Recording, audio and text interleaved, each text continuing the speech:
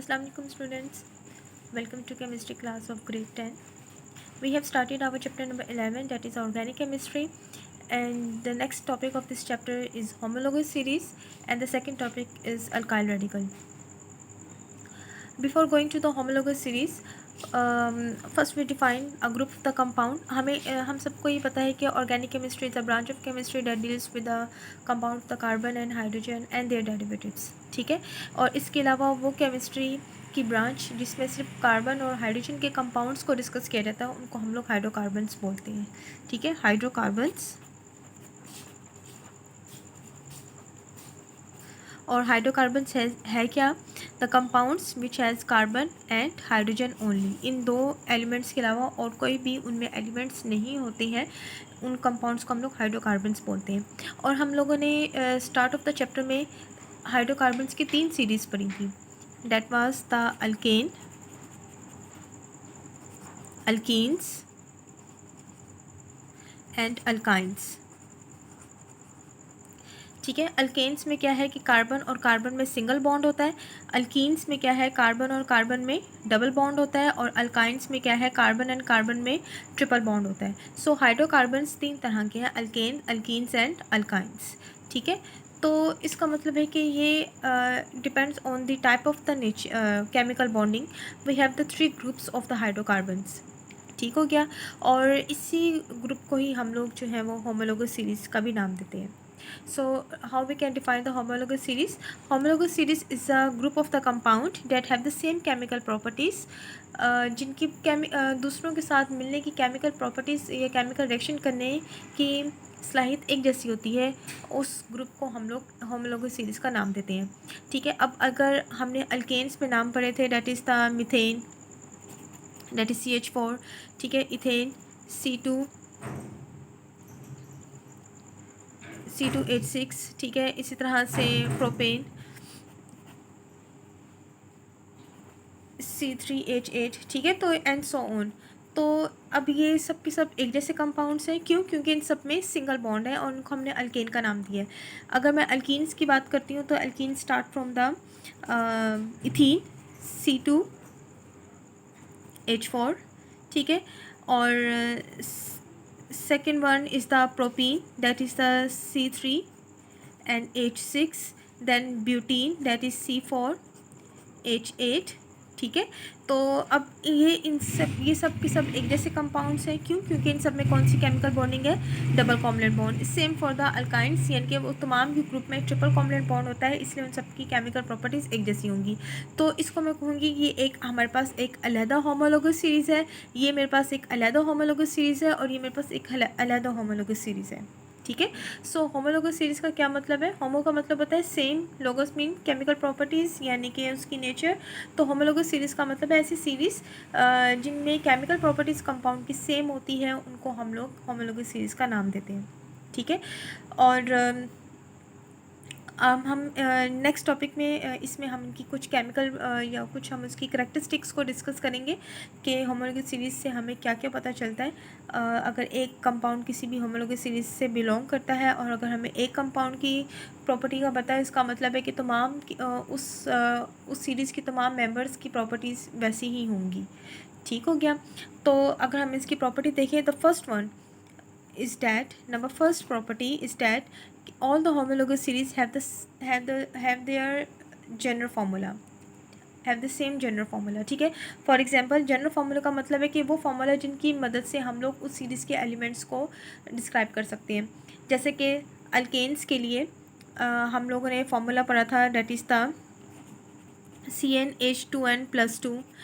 Alkenes के लिए हमने फार्मूला पढ़ा था CnH2n, और अल्काइंस के लिए हमने पढ़ा था CnH2n-2. ठीक है, तो इसका मतलब है कि हम अगर अल्केन के मैंने कोई भी कंपाउंड्स या कोई भी कंपाउंड बनाना है, कोई भी मेंबर बनाना है, तो मैं इस फार्मूले को यूज़ करते हुए बना सकती हूँ, where n represent the number of the carbon atoms. ठीक हो गया।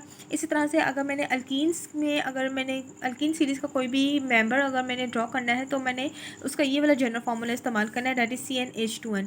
और अगर अल्काइंस का करना है तो मुझे इसके लिए CnH2n-2 ये यूज़ करना है। ठीक है, तो होमोलोगस हर होमोलोगस सीरीज़ का एक जनरल फार्मूला होता है और उस जनरल फार्मूला की मदद से हम जो है वो उस सीरीज़ के मेंबर्स को ड्राइव कर सकते हैं। Is it clear? ठीक है, so this one is that they have the same, first property क्या होगी इसकी, दे have the same general formula. एक सीरीज़ के तमाम मेंबर्स का जनरल फार्मूला सेम होगा, यानी कि मीथेन का जनरल फार्मूला भी यही है, इथेन का भी जनरल फार्मूला यही है, या मैं अगर प्रोपीन का जनरल फार्मूला यही तो ब्यूटेन का भी जनरल फार्मूला यही है। Is it clear? Okay, the second characteristic is that, number second one is that के हर होमोलोगस सीरीज़ का जो एक मेंबर है वो अपने नेक्स्ट मेंबर से इतना यूनिट कम या इतना यूनिट ज़्यादा होता है। अब इसका क्या मतलब है? अब अगर if I am talking about the alkane homologous series, मैं अल्केन की बात करती हूँ। ठीक है, अल्केन में एक मेरे पास जो है that is the ethane and second one is the propane. Ethane में कार्बन एटम 2 है, प्रोपेन में कार्बन एटम कितने हैं, 3 हैं। तो इन दोनों में कार्बन एटम्स का कितना डिफरेंस हुआ, 1 कार्बन एटम, एक कार्बन एटम का इसमें डिफरेंस हो गया। ठीक है, ओके, सो इथेन में हाइड्रोजन एटम कितने हैं, 6, और प्रोपेन में कितने हैं, 8। तो 6 और 8 कितना डिफरेंस हो गया हाइड्रोजन एटम का भी, 2। ठीक है, तो इसका मतलब है कि 2, इसका मतलब है कि जो दो कंसेक्टिव मेंबर्स हैं उनके दरमियान हमेशा फ़र्क CH2 का रहेगा, बेशक ये जोन सी मर्जी होमोलोगस सीरीज़ हो, बेशक ये अल्केन हो, अल्कीन्स हो या अल्काइंस हो। ठीक है, तो इनमें कंसेक्टिव मेंबर्स का डिफरेंस कितना रहेगा, एक कार्बन और 2 हाइड्रोजन का। अल्कीन्स की अगर बात करें, देखें this one is a propene and this one is a butene. Propene और ब्यूटीन C3 एंड C4 ये दो कंजेक्टिव मेंबर्स अगर मैं ले रही हूँ तो इन दो कंजेक्टिव मेंबर्स में कार्बन का कितना डिफरेंस है, इसमें 3 है इसमें 4 है, तो 4 - 3 answer will be the 1 carbon atom. और इसी तरह से इसके हाइड्रोजन कितने हैं, 6, और इसके कितने हैं, 8। तो इन दोनों के दरमियान कितना डिफरेंस हो गया, 8 - 6 answer will be the 2। So alkenes में भी दो कंजेक्टिव, बेशक आप ये वाले दो कंजेक्टिव ले लें, बेशक आप ये वाले दो ले लें या नेक्स्ट जोन भी ले, लेकिन होना कंजेक्टिव चाहिए। ये नहीं है कि एक अगर आप फर्स्ट मेंबर ले रही हैं तो दूसरा आपने फोर्थ ले लिया है, ऐसा नहीं करना। ठीक है, कंजेक्टिव मेंबर्स के दरमियान डिफरेंस कितना है, C2H2 का।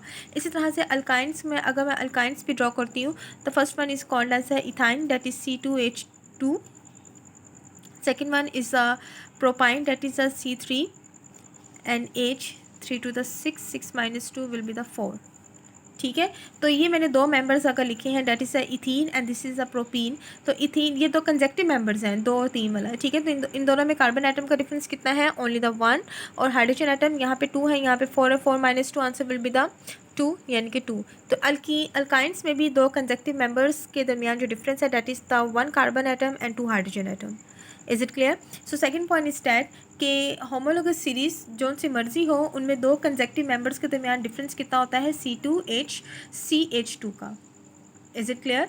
अच्छा जी, अब अगर CH2 का मैस कितना बनता है, अगर मैं मैस भी देखूँ तो इतना डिफरेंस आ रहा है ना, इतने एटम्स ज़्यादा है, एक एलिमेंट एक मेंबर का दूसरे मेंबर से इतने एटम्स ज़्यादा है। तो इतने एटम्स का मैस कितना बनता है, कार्बन का मैस कितना होता है, 12, और हाइड्रोजन का मैस कितना होता है, 1, और यहाँ पे हाइड्रोजन कितने हैं, 2। तो मैं यहाँ पे ब्रैकेट के बाहर क्या लगा दूँगी, 2। सो 12 + 2 = 2, आंसर विल बी द 14। तो इसका मतलब है कि एक मेंबर दूसरे मेंबर से जिसका मॉलिक्यूलर मैस है वो 14 यूनिट जो है वो ज़्यादा होगा। ठीक है, जितने भी एटम्स ज़्यादा थे मैंने उनका मैस कैलकुलेट किया, दैट इज़ अ 14। इसका मतलब है कि ये जो प्रोपेन का जो इथेन का जो मैस है वो प्रोपेन से 14 कम है, इसका 14 ज़्यादा है, इसका 14 कम है। इसी तरह से अगर मैं इन दोनों की बात करती हूँ प्रोपीन और ब्यूटीन का, तो ब्यूटीन का मैस जो है वो प्रोपीन के मैस से 14 ज़्यादा होगा। इसी तरह से यहाँ पे है इथाइन एंड प्रोपाइन, तो इथाइन और प्रोपाइन के दरमियान जो मैस का डिफरेंस आएगा वो कितना होगा, 14, यानी कि वो 14 उससे प्रोपाइन ज़्यादा होगा इथाइन से। Is it clear? ठीक है, तो फर्स्ट इसका हमने एक प्रॉपर्टी क्या पढ़ी है कि तमाम होमोलॉगस सीरीज़ का एक स्पेसिफिक जनरल फार्मूला होता है और इस फार्मूला की मदद से हम लोग उस होमोलॉगस सीरीज़ के मेंबर्स को ड्राइव कर सकते हैं. The second characteristic is that the each member of the homologous series is differ by the CH2 unit और इनका मैथ्स कितना बनेगा, डेट इज़ 14. ठीक हो गया. Number third, the third characteristic is that they have the same chemical properties. Same chemical properties क्यों होती हैं? क्योंकि अगर मैं इथेन अल्केन की बात करती हूँ तो अल्केन में कौन सी केमिकल बॉन्डिंग है, सिंगल कोवलेंट बॉन्ड. अल्कीन्स में करती हूँ तो इन सब में कौन सी बॉन्डिंग होगी, डबल, और इन सब में कौन सी होगी, ट्रिपल. तो चूँकि इस पूरी होमोलॉगस सीरीज़ में केमिकल बॉन्डिंग एक जैसी होती है इसलिए इनकी केमिकल प्रॉपर्टीज़ भी एक जैसी होंगी. ठीक है, because the chemical properties depend on the chemical bond. ठीक हो गया. तो इसलिए मैं कहूँगी कि जो एक पूरी होमोलॉगस सीरीज़ है उन सब की केमिकल प्रॉपर्टीज़ जो है वो एक जैसी होंगी. यानी कि जिस तरह से अगर लेट्स सपोज मैं बात करती हूँ कि methane which is a member of the सुई गैस. अगर मीथेन को हम ऑक्सीजन के साथ मैं रिएक्शन करवाऊँगी ना तो हमेशा कार्बन डाइऑक्साइड और वाटर बनेगा. ठीक है, अगर मैं इथेन को भी ऑक्सीजन के साथ रिएक्शन करवाऊंगी तब भी कार्बन डाइऑक्साइड एंड वाटर ही बनेगा. या अगर मैं ब्यूटेन को ऑक्सीजन के साथ रिएक्शन करवाऊंगी तब भी कार्बन डाइऑक्साइड एंड वाटर ही बनेगा.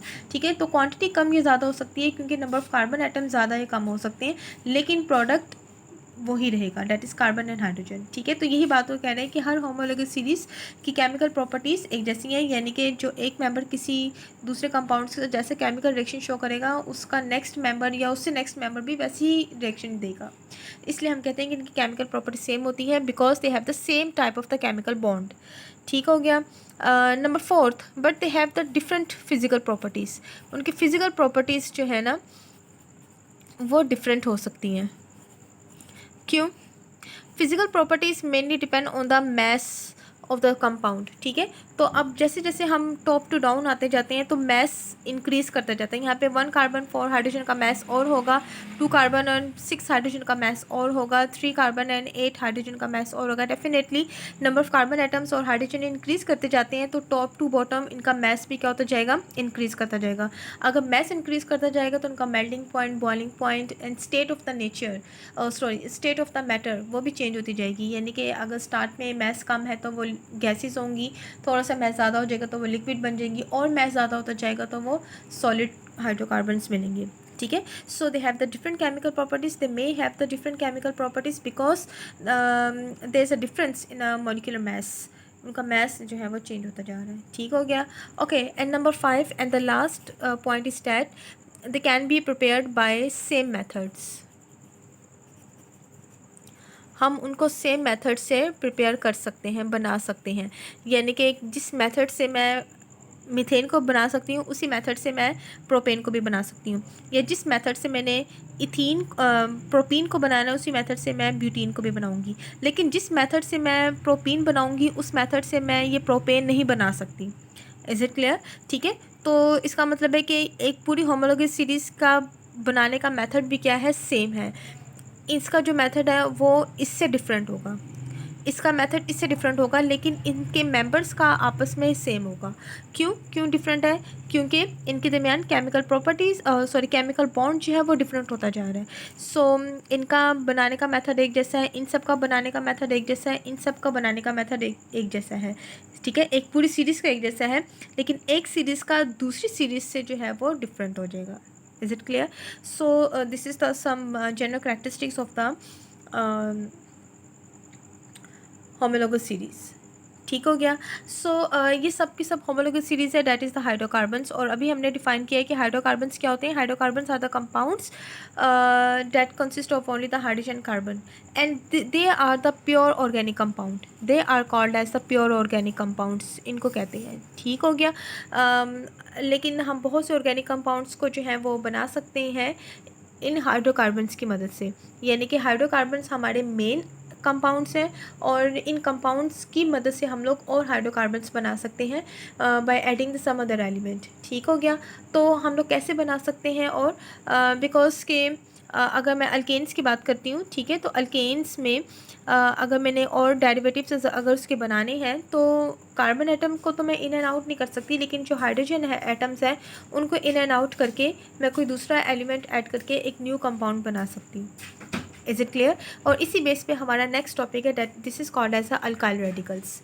Now what are the alkyl radicals? Alkyl radicals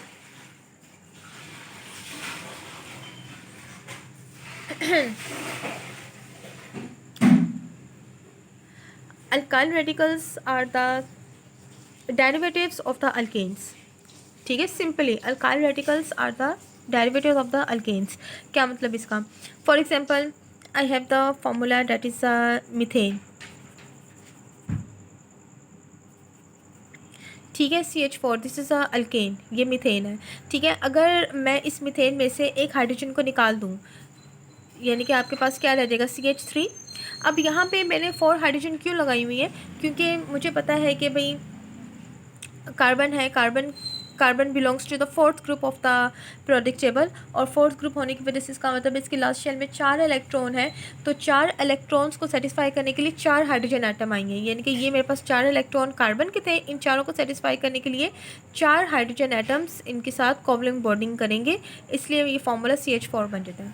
लेकिन अगर मैं इस 4 हाइड्रोजन में से ये एक हाइड्रोजन निकाल दूँ तो अब क्या हो जाएगा कि अब ये, और अगर ये हाइड्रोजन जाएगा डेफिनेटली अपना इलेक्ट्रॉन भी ले जाएगा, तो ये जो कार्बन का ये वाला इलेक्ट्रॉन था ये अनसेटिस्फाइड हो जाएगा, और उसके लिए मैं ये लाइन इंडिकेट कर दूंगी। ठीक है, so this is called as the alkyl radical, यानी कि किसी भी अल्केन्स में से एक हाइड्रोजन निकाल देंगे, this is called as the alkyl radical. For example हमारे पास है मीथेन, इथेन में अगर आप, इथेन में हमें पता है कि कार्बन की कितनी है जी, 2 कार्बन एटम है, और hydrogen 4 to the 4 and 6 hydrogen होती हैं। ठीक है, this is a formula of the ethane, this is also an alkane. ठीक है, अगर इस इथेन में से मैं एक हाइड्रोजन को रिमूव कर दूं तो हमारे पास बाकी कितनी हाइड्रोजन रह जाएगी? C2H5, 6 थी, एक निकाल दूंगी तो 5 रह जाएगी। वो जो एक हाइड्रोजन निकली है उससे क्या होगा? ये कार्बन एटम अनसेटिस्फाइड हो जाएगा, बिल्कुल ऐसे जैसे यहाँ पे हुआ था, तो उसके लिए मैं ये लाइन इंडिकेट कर दूंगी definitely. So this become alkyl radical. ठीक हो गया। तो इनको हम लोग, they are called as alkyl radical. अब ये जो हाइड्रोजन निकले हैं इनकी जगह कोई भी दूसरा एलिमेंट आके अटैच हो सकता है। फॉर एग्जांपल हेलोजन्स आके अटैच हो सकते हैं, सल्फर आके अटैच हो सकता है, नाइट्रोजन या ऑक्सीजन, कोई भी एलिमेंट आके अटैच हो जाएगा, and they become the new compounds. ठीक है, so I can define the alkyls as alkyls are the derivative of alkanes, यानी कि अल्केन्स से निकले हुए ये कंपाउंड्स हैं। और अल्काइल्स को हम लोग नाम कैसे देते हैं?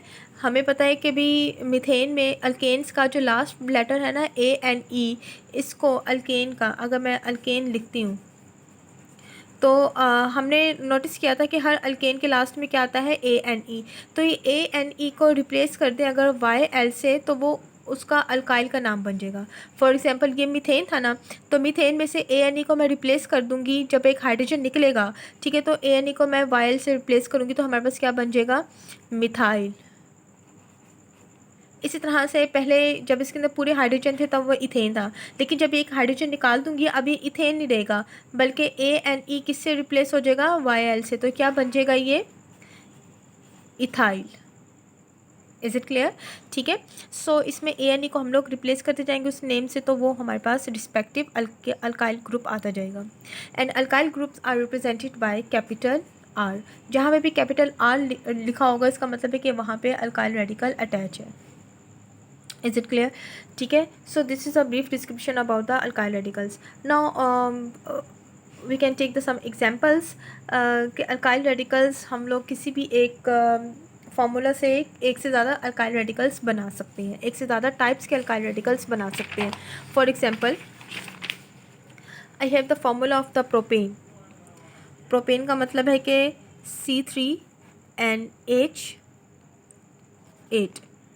ठीक है, तो अगर मैं इसका कंडेंस फार्मूला लिखूं तो हमारे पास बनेगा CH3, CH2 and CH3। This is called as propane. ठीक है, अब मैं हाइड्रोजन निकाल दूँ इसमें से। ठीक है, अब क्वेश्चन ये आ जाता है कि अब चूँकि ये 3 कार्बन एटम है, तो हाइड्रोजन मैं कहाँ से निकालूँ, इस कार्बन में से, इसमें से, या इसमें से। Is it clear? तो ये पॉसिबिलिटीज़ होगी ना कि दो इसके टर्मिनल्स हैं, टर्मिनल्स का मतलब है उसके एजिस, या तो इस टर्मिनल से निकल जाएगा या इस टर्मिनल से निकल जाएगा या सेंट्रल कार्बन एटम से निकल जाएगा। ठीक है, तो क्या डिफरेंट जगहों से हाइड्रोजन निकालने से क्या उस पर कोई फ़र्क पड़ता है स्ट्रक्चर का? तो हम ये देखते हैं कि भाई अगर ये हाइड्रोजन मैं इसकी टर्मिनल से निकाल दूँ, यानी कि टर्मिनल हाइड्रोजन मैंने अगर रिमूव की है, यानी कि या तो यहाँ से करूँगी या यहाँ से करूँगी, तो इसका फॉर्मूला क्या बन जाएगा, CH3CH2। लेट्स सपोज मैंने लास्ट कार्बन में से हाइड्रोजन को रिमूव कर दिया, तो ये क्या देगा, CH3 की बजाय क्या लिखूँगी मैं, CH2, और वो कार्बन अनसेटिस्फाइड हो जाएगा। समझ आ गई है? तो ये जो मेरे पास बना है, अब चूँकि ये स्ट्रेट चेन बन रहा है, तो ये डेफिनेटली ये प्रोपेन है। पहले तो प्रोपेन है, जब एक हाइड्रोजन निकल जाएगा तो अब ये प्रोपेन नहीं बनेगा, बल्कि हम ANE को किससे रिप्लेस कर देंगे, YL से। तो क्या बन जाएगा ये आपके पास, प्रोपाइल। ये बना तो मेरे पास प्रोपाइल, लेकिन चूँकि टर्मिनल हाइड्रोजन निकली है और टर्मिनल हाइड्रोजन निकलने से ये एक स्ट्रेट चेन ही रह रही है, तो इसलिए मैं इसको क्या बोलूँगी, N प्रोपाइल। ठीक है, लेकिन अगर हाइड्रोजन टर्मिनल निकलने की बजाय मैं अगर जो है वो सेंट्रल हाइड्रोजन को रिमूव करूं, सेंट्रल हाइड्रोजन यानी कि दरमियान वाले कार्बन एटम से, यानी कि एक लास्ट वाला भी सेम रहेगा, ये वाला लास्ट भी सेम रहेगा। अब यहाँ पे CH2 की बजाय एक हाइड्रोजन निकल गया यहाँ से, अब ये कार्बन एटम अनसेटिस्फाइड हो गया। ठीक है, अब यहाँ पे कोई भी जब दूसरा एलिमेंट आके अटैच होगा तो वो ब्रांच में होगा, और हमने पढ़ा था कि जो ब्रांच के लिए हम लोग क्या वर्ड इस्तेमाल करते हैं, आइसो का। ठीक हो गया। अब ये है तो चूँकि 3 कार्बन एटम थे, चूँकि प्रोपेन में से ही निकला है, एक हाइड्रोजन निकल जाएगा तो प्रोपेन किस में कन्वर्ट हो जाएगा, प्रोपाइल में। और चूँकि सेंट्रल हाइड्रोजन में से निकला है जो कि ब्रांच बना रहा है, इसलिए हम इसको क्या बोलेंगे, आइसोप्रोपाइल। अगर तो टर्मिनल से निकलेगा तो एक स्ट्रेट चेन ही रह रही है, तो उसको हम लोग एन प्रोपाइल बोलेंगे, लेकिन अगर सेंटर में से निकलेगा उसको हम क्या बोलेंगे, आइसोप्रोपाइल। ठीक है, take another example of the butane. Butane का फॉर्मूला हमारे पास है, that is the C4H10। This is called as the butane. ठीक है, और अगर मैं इसका स्ट्रक्चर कंडेंस फार्मूला ड्रॉ करूँगी तो CH3 CH2 CH2 and CH3। अब इसमें भी यही पॉसिबिलिटीज़ है, या तो टर्मिनल हाइड्रोजन में से टर्मिनल कार्बन में से हाइड्रोजन निकल जाए, या फिर सेंट्रल में से निकल जाए। ठीक हो गया, या तो टर्मिनल में से निकल जाए या फिर सेकंड में से सेंटर में से निकल जाए।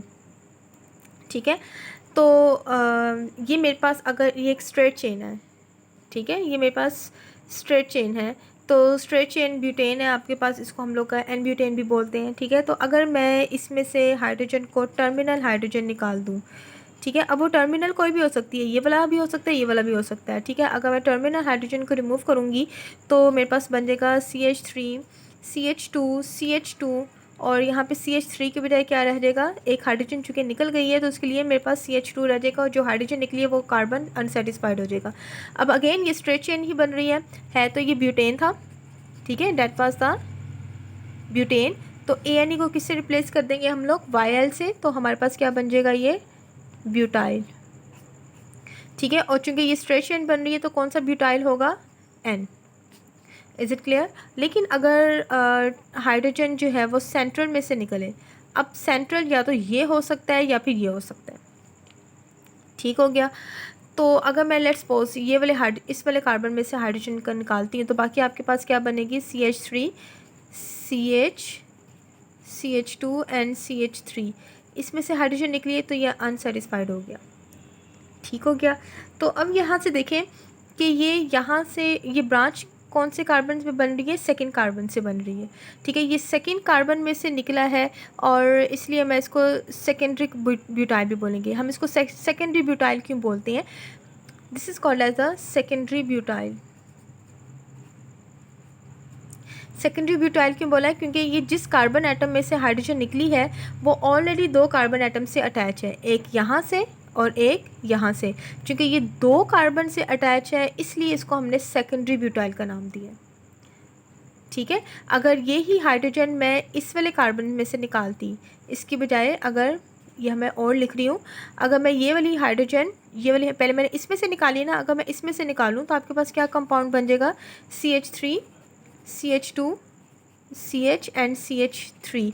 तो अब ये अनसेटिस्फाइड हो गया, ठीक है। अब अगर मैं इस कार्बन को देखूं तो ये कार्बन एटम ऑलरेडी ही दो कार्बन एटम से ज्वाइन है, एक ये वाला और एक ये वाला, एक स्ट्रेट चेन बना रहा है और आगे पीछे दो कार्बन एटम से कंबाइन है। अगेन ये वाला कार्बन कौन सा हो जाएगा, सेकेंडरी ब्यूटाइल, क्योंकि ये दो कार्बन एटम से दोनों तरफ दो दो कार्बन एटम से कंबाइन है। इसको भी हम क्या बोलेंगे, सेकेंडरी ब्यूटाइल।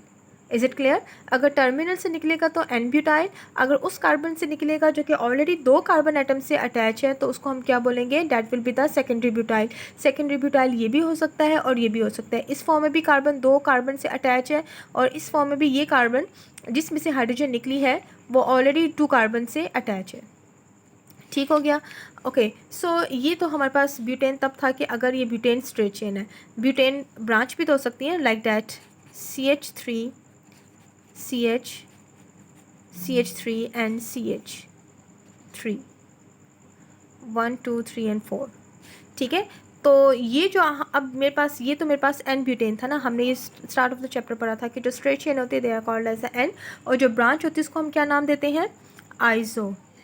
अब चूंकि ये ब्यूटेन है, इस अल्केन है, तो मैं इसको आइसो ब्यूटेन का नाम दूंगी। अगर मेरे पास कंपाउंड एन ब्यूटेन के बजाय, एन ब्यूटेन में ये दो पॉसिबिलिटीज़ हैं, या तो एन ब्यूटाइल बनेगा या फिर सेकेंडरी ब्यूटाइल बनेगा। लेकिन अगर कंपाउंड मेरे पास एन ब्यूटेन की बजाय ब्रांच में है यानी कि आइसो ब्यूटेन है, तो इसमें क्या होगा, तो इसमें भी अगेन वही बात, या तो ये टर्मिनल में से निकल जाएगा कार्बन एटम, ठीक है, या फिर सेंटर में से निकलेगा। टर्मिनल 1 2 एंड 3 तीन टर्मिनल्स बन रहे हैं इसके, इसमें से या इसमें से जिसमें से भी निकलेगा वो टर्मिनल हाइड्रोजन होगी। और एक हमारे पास एक सेंट्रल एटम है और दूसरी पॉसिबिलिटीज़ क्या है कि ये सेंटर में से हाइड्रोजन निकले। अगेन दो पॉसिबिलिटीज़ हो गई हैं। अगर तो ये टर्मिनल में से निकलता है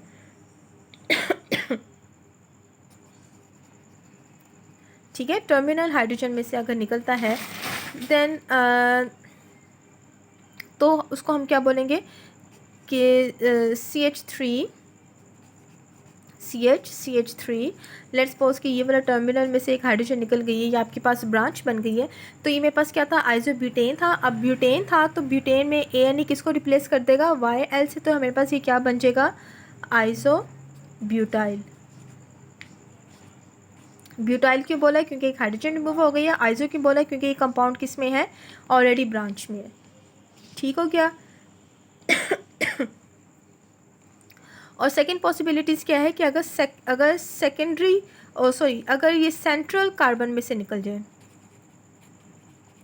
सेंट्रल हाइड्रोजन अगर रिमूव हो, तो आपके पास ये क्या बनेगा, कंपाउंड लाइक दैट CH3, ये कंपाउंड था और सेंट्रल हाइड्रोजन में सेंट्रल कार्बन के पास एक ही हाइड्रोजन थी, अगर वो भी निकल जाती है तो ये अनसेटिस्फाइड हो गया। ठीक हो गया। तो अब ये जो मेरे पास डेफिनेटली ये चूँकि ब्यूटेन से बना है तो ये ब्यूटाइल ही, लेकिन ये किस तरह का ब्यूटाइल है, इसमें देखें ये कार्बन एटम कितने कार्बन से अटैच है, 1 2 एंड 3। जिस कार्बन में से हाइड्रोजन रिमूव हुई है वो ऑलरेडी 3 कार्बन के साथ अटैच है। 3 के लिए हम लोग वर्ड इस्तेमाल करते हैं टर्शरी का, ठीक है। तो टर्शरी के लिए मैं बजाय इसकी पूरा नाम लिखूँ, मैं TER टर्ड लिख रही हूँ, ठीक है। इसको हम लोग टर ब्यूटाइल बोलते हैं, ठीक है। अगर उस कार्बन में से निकले जो दो कार्बन के साथ अटैच है उसको हम सेकेंडरी बोलेंगे, लेकिन अगर उस कार्बन में से निकले जो 3 कार्बन के साथ अटैच है उसको हम लोग कौन सा ब्यूटाइल बोलेंगे, tertiary butyl. Is it clear.